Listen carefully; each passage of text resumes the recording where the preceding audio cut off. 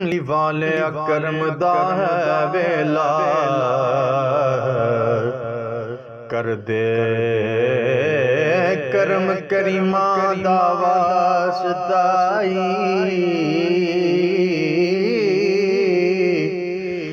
ਤੇਰੇ ਨਾਮ ਨੂੰ ਲੱਗਦੀਆਂ ਦੋਵੀਂ